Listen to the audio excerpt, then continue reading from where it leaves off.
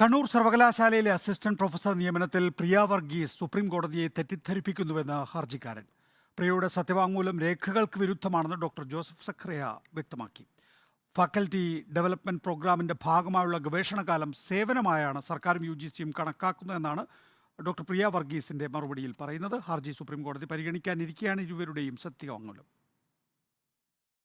Doctor പ്രിയ വർഗീസിന്റെ നിയമനം ശരിവെച്ച ഹൈക്കോടതി വിധിക്കെതിരായ അപ്പീലിലാണ് ഡോക്ടർ ജോസഫ് സ്കറിയയുടെയും ഡോക്ടർ പ്രിയ വർഗീസിന്റെയും സത്യവാങ്മൂലം. കണ്ണൂർ സർവകലാശാല അസിസ്റ്റന്റ് പ്രൊഫസർ നിയമനവുമായി ബന്ധപ്പെട്ട് പ്രിയ വർഗീസ് വസ്തുതകളെ വളച്ചൊടിക്കുന്നുവെന്നാണ് ഹർജിക്കാരുടെ ആക്ഷേപം. പ്രിയ വർഗീസ് സുപ്രീം കോടതിയെ തെറ്റിദ്ധരിപ്പിക്കുന്നു. രേഖകൾക്ക് വിരുദ്ധമാണ് പ്രിയ വർഗീസിന്റെ സത്യവാങ്മൂലം. പ്രിയ വർഗീസ് ഗവേഷണത്തിനായി പോയത് ഡെപ്യൂട്ടേഷനിൽ ആയിരുന്നില്ല, പഠനാവധിയിലാണ് പോയത്. ഇക്കാര്യം രേഖകളിലുണ്ട്. കരാർ അധ്യാപന കാലാവധി റെഗുലർ സേവന കാലയളവല്ല. അസിസ്റ്റന്റ് പ്രൊഫസർക്ക് തുല്യമായ വേതനം ഗവേഷണ സമയത്ത് പ്രിയ വർഗീസ് കൈപ്പറ്റിയിട്ടില്ല. ഗവേഷണകാലം അധ്യാപക നിയമനത്തിന് അവകാശപ്പെടാനാവില്ല. 3 വർഷത്തെ അധ്യാപന പരിചയം മാത്രമാണ് പ്രിയ വർഗീസിനുള്ളത് എന്നുമാണ് ഡോക്ടർ ജോസഫ് സ്കറിയയുടെ മറുപടി സത്യവാങ്മൂലം.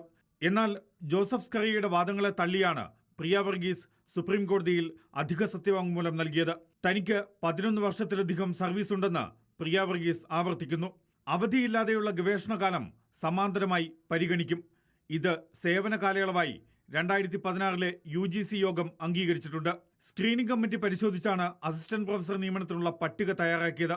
ഡെപ്യൂട്ടേഷനായും ഡ്യൂട്ടിയായുമാണ് FDP ഗവേഷണകാലം പരിഗണിക്കുന്നത്.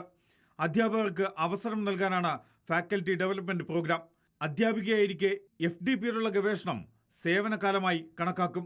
UGCയും സംസ്ഥാന സർക്കാരും ഇക്കാര്യം അംഗീകരിക്കുന്നു എന്നുമാണ് പ്രിയ വർഗീസിന്റെ വിശദമായ മറുപടി സത്യവാങ്മൂലം. ഡോക്ടർ ജോസഫ് സ്കറിയയും UGCയും നൽകിയ അപ്പീലുകളിൽ സുപ്രീം കോടതി വിശദമായ വാദം കേൾക്കാനിരിക്കെയാണ് ഇരുവരുടെയും സത്യവാങ്മൂലം.